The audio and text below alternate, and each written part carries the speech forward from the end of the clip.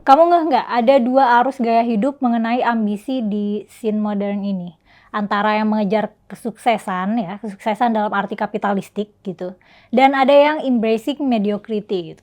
Antara mau kerja keras untuk hidup berkelimpahan, atau hidup biasa aja juga nggak apa-apa kok. Di generasi sebelumnya nih ngetren banget kampanye-kampanye tentang sukses muda. Ya, kita tahu sampai sekarang ada penghargaan-penghargaan untuk yang sukses muda gitu, kayak Forbes under 40, under 30, under 20, under 10, nggak ada ya. Nah, orang-orang yang sukses muda juga akan sering nih digarap kisahnya oleh media dan budaya populer. Jadi kesuksesan di masa muda nih emang hal yang diglorifikasi sejak lama. Di generasi sekarang mulai ada nih narasi-narasi yang mengkampanyekan hidup biasa aja. Mulai populer nih konsep slow living, nggak apa-apa hidup mediocre, work-life balance, nggak apa-apa, nggak jadi siapa-siapa. Pokoknya konsep-konsep yang men-challenge notion bahwa kita harus kerja keras mencapai sukses.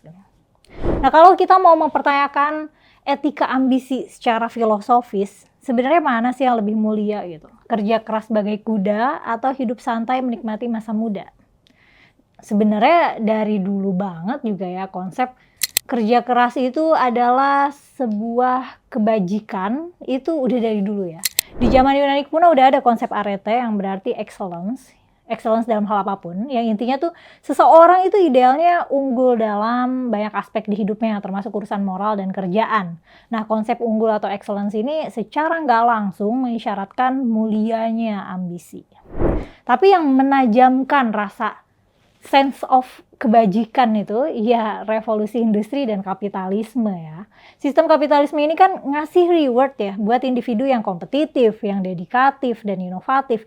Jadinya orang berlomba-lomba untuk ngumpulin reward dalam bentuk kapital terutama, dan itu dianggap sebuah kebaikan. Kita akan ngelihat orang yang stuck di karirnya atau nggak dapat kerja gitu, ya sebagai orang yang kalah saing di sistem ini. Jadi sebenarnya kapitalisme memang membentuk nilai moral ambisi, karena tadi pencapaian ekonomi dan inovasi itu sangat dihargai. Dan berdasarkan prinsip persaingan pasar yang bebas, orang jadi bersaing. Kapitalisme juga sering diasosiasikan dengan meritokrasi ya, di mana orang diberi penghargaan berdasarkan kemampuan dan pencapaiannya, bukan karena latar belakang atau status sosial. Jadi tambah-tambah tuh orang kompetitif. Dan dalam kapitalisme yang mana semuanya tentang uang, status, nah, ambisi ini sering dianggap sebagai bahan bakar utama. Tapi kalau kita mau tarik secara individu gitu, sebenarnya yang mau kita kejar apa gitu, kayak keberhasilan apa gitu, atau kekayaan dalam bentuk apa, atau mungkin kita mencari pengakuan atau apa gitu. Nah, apakah benar-benar penting untuk kompetitif sampai ke puncak gitu, atau mungkin sebenarnya nggak apa-apa kalau kita mau santai aja menikmati perjalanan hidup ini gitu. Atau yang paling penting itu sebenarnya artinya, meaning-nya dalam hal apapun. Tapi kita kan hidup di Indonesia nih ya, dalam konteks kapitalisme, bedanya gimana sih antara negara berkembang kayak negara kita sama negara maju kayak Swedia misalnya. Nah, sama-sama kan nih, Swedia, Indonesia ngalamin pengaruh kapitalisme, tapi dampaknya beda. Di Indonesia yang termasuk negara berkembang, bagi mayoritas masyarakat hidup itu keras dan memang harus kerja keras. Harus ngegas terus kalau mau sukses. Populasi kita itu didominasi oleh kelas menengah dan calon kelas menengah. Kalau expense kamu sebulan sampai 6 juta lebih aja, kamu udah tergolong orang yang kaya gitu, yang berada di puncak strata sosial. Kalau pengeluaran kamu sekitar 1,2 sampai 6 juta selama sebulan, itu kamu udah kelas menengah atas gitu. Itu saking rendahnya ekonomi ya, itu segitu udah dianggap berkecukupan. Sisanya ya diisi kelas menengah ke bawah sampai miskin, itu dengan pengeluaran kurang dari 1,2 juta rupiah sebulan. Tapi yang 6 juta ini yang dianggap udah kaya, itu kan sebenarnya buat hidup aja. Kalau mau ke Eropa, beli tiketnya aja nggak dapat gitu. Terus kalau mau bayar kuliah gimana? Mau pindah rumah gimana? Kalau ada medical emergency gimana? Ya nggak ketolong gitu. Makanya mungkin di sini pinjol tuh laku banget ya. Nah, banyak banget nih orang di sini, orang Indonesia itu melihat ambisi sebagai jalan sukses satu-satunya untuk mengubah nasib. Kenapa? Ya karena di Indonesia kesempatan untuk dapetin pendidikan bagus misalnya atau kerjaan yang bagus ya itu terbatas gitu. Jadi kalau mau keluar dari kemiskinan atau ke pas-pasan, Ya kalau pengen hidup lebih baik, kita nggak punya pilihan lain selain kerja kerja kerja gitu. Karena opsi bisa santai menikmati hidup itu ya nggak tersedia gitu. Pernah dengar nggak katanya kaya, miskin makin miskin? Ya ini emang realita ya. Anak-anak yang lahir di keluarga kaya cenderung punya akses lebih baik ke pendidikan dan peluang karir. Sementara yang lahir di keluarga kurang mampu ya harus berjuang lebih keras untuk mendapatkan hal yang sama. Nah ini yang bikin mereka jadi lebih ambisius karena mereka berjuang bukan cuma untuk sukses tapi juga untuk bertahan hidup. Nah kita bandingin sama Swedia misalnya. Negara maju yang punya sistem jaminan sosial yang kuat ya. Nah, di Swedia pemerintah tuh udah sediain banyak banget dukungan. Pendidikan gratis, layanan kesehatan oke dan gratis, dan bantuan keuangan buat yang butuh. Nah, karena hidup udah lebih terjamin, orang-orang di Swedia bisa santai dong dalam mengejar karir atau pendidikan. Nggak harus terbebani, harus selalu jadi yang terbaik gitu, atau yang terkaya untuk bisa hidup layak. Di Swedia, ambisi mereka tuh arahnya ke arah pengembangan diri gitu, bukan survival. Jadi mereka bebas milih pengen jadi apa gitu, dan sistem tuh udah ngedukung untuk bikin mereka nggak terlalu khawatir untuk gagal ya. Ya kalau gagal nggak apa-apa gitu, mereka kayak nggak akan jatuh miskin. Mereka nggak terbebani sama kebutuhan untuk selamat dari kemiskinan. Jadi mereka bisa bebas menjelajahi apa yang benar-benar mereka minati dan sukai tanpa ada tekanan besar gitu. Kalau di Indonesia, kita kalau mau ambil karir yang bahaya secara finansial dan industri kan kayak mikirnya 1000 kali ya nggak sih?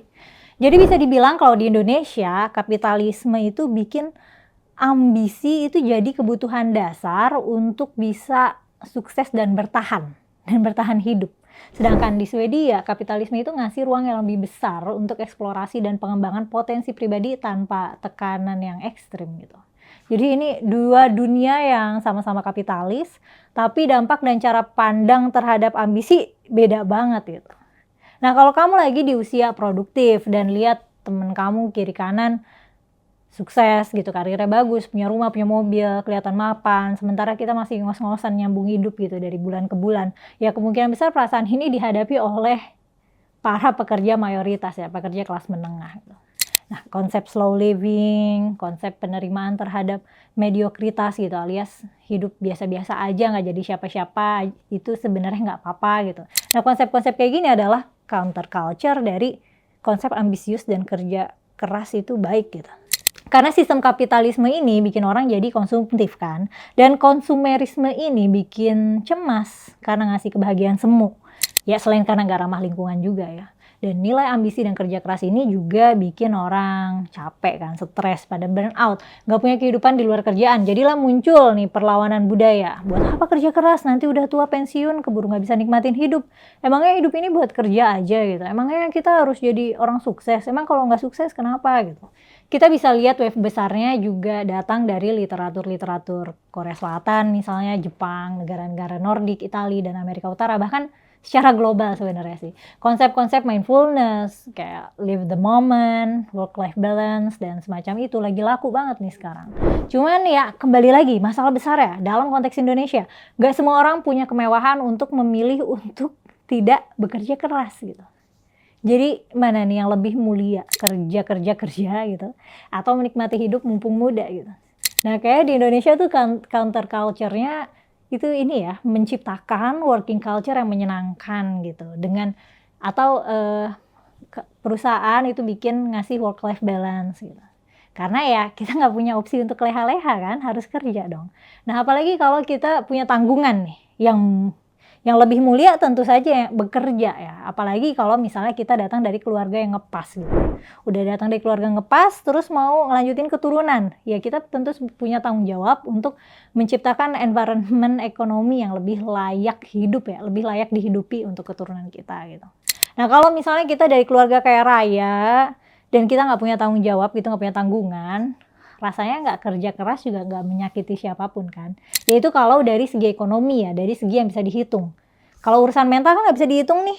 Dan nilai kebahagiaan orang kan subjektif ya. Ada yang kerja dia bahagia-bahagia aja. Ada yang enggak gitu. Nah ini mah harus dinavigasi masing-masing sih. Intinya gitu ya, pengennya ya aku juga pengennya santai-santai tiap hari, baca buku, nonton Netflix, liburan ke Bali gitu. Tapi kalau misalnya kita adalah manusia mandiri yang punya agensi diri gitu, punya self agency, ya kita tahu uang tuh nggak datang sendiri dan harus dicari gitu. Mungkin kita bisa kita bisa nih nggak suka, kita benci banget sama sistem kapitalisme yang bikin kita kejepit ngos-ngosan untuk kerja dan berkarya, tapi kita nggak suka keadaan itu tuh bukan berarti keadaan ya bakal berubah sesuai apa yang kita suka gitu.